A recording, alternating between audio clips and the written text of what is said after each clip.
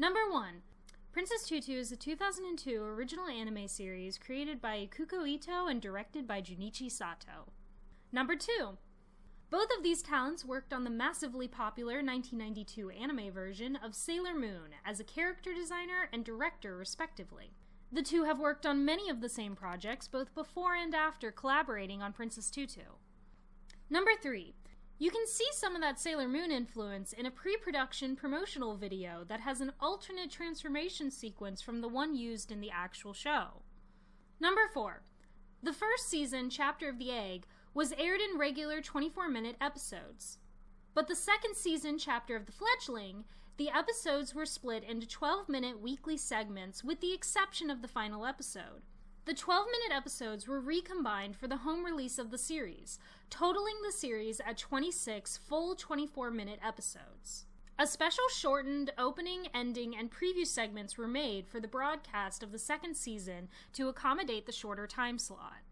Number 5. Gold Crown Town is based on an actual town in Germany. Many details of Gold Crown Town's scenery are directly based on real locations, including the pizza shop. This is the same town used as inspiration for another anime's setting, Attack on Titan. Number 6.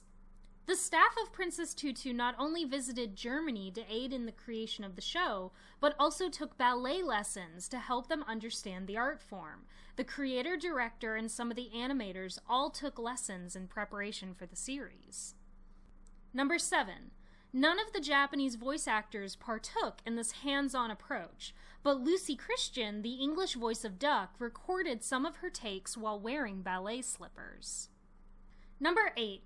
As a child, Ikuko Ito would listen to classical music, but didn't necessarily know the storylines of the ballets and operas they belonged to. So she would come up with her own stories to match the music. Her love of classical music would follow her into adulthood and motivate her to create Princess Tutu. Number 9. Princess Tutu was conceived as a story rooted in classical music from the very beginning, and the titular character came about when Ito was working at Toei but couldn't help but sketch ballerinas on the side. Number 10. Her idea for Princess Tutu's story started out very different from the final product. It was originally going to be set in Japan and be about a girl whose parents ran a ballet studio. When the old clock in her house struck midnight, it would open the door to Balleryland. Number 11. Many of the characters also ended up very different from their earlier counterparts. Duck originally had pigtails, Drosselmeier dressed as a jester, but Adel probably had the most dramatic transformation from her original concept to her final version. Number 12. At Ushicon in 2007, Ito confirmed that the wood used to make Adel came from the oak tree introduced in episode 21. Number 13.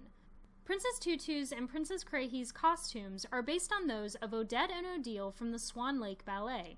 Tutu's white hair tips and crown match Odette's headpiece. Crahy's intense cowlick is meant to resemble the black feather on Odile's headpiece. Number 14. Some productions of Swan Lake have Odette and Odile in matching white and black costumes, but others emphasize Odile's character as a seductress by accentuating the sexuality of the character and lowering the neckline of her costume. This is why Crahy's outfit is so revealing. Number 15. All the costumes from the promotional art for the series are based on actual costumes from various ballets and operas. Number 16. Drosselmeier is based off of a character of the same name from the Nutcracker. In the Nutcracker, Drosselmeier is the mysterious uncle who gives the Nutcracker to the young girl for Christmas. The Nutcracker's Drosselmeier is associated with owls and clockwork, motifs that have carried over to Princess Tutu's version as well. Number 17. Drosselmeier's cape has a salamander on the back. This is a reference to the E.T.A. Hoffman story, The Golden Pot, where one of the characters takes the form of a salamander. Salamanders in general are symbolic of immortality, making it a fitting symbol for the mysterious Drosselmeier. Number 18. Hans Christian Andersen is another author whose works are referenced throughout the anime, including The Forgotten Lamp from episode 5, and of course the story of the Ugly Duckling. Number 19. Drosselmeier's grave is modeled after Hans Christian Andersen's, which is located in Copenhagen, Denmark. Number 20. Mr. Cat's obsession with marriage is a reference to the character Narome from Moretsu Ataro, a manga by Fujio Akasuka, better known as the creator of Osomatsu-kun.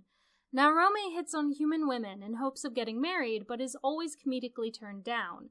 Mr. Cat's love of marriage also makes an excellent excuse to play Mendelssohn's Wedding March, the composer's most recognizable piece. Number 21. Mr. Cat's idol, Miauzinski, is based off of a real ballet dancer, Václav Nijinsky, who's cited as the greatest male dancer of the 20th century. Number 22. Nijinsky choreographed and performed The Afternoon of the Faun in 1912.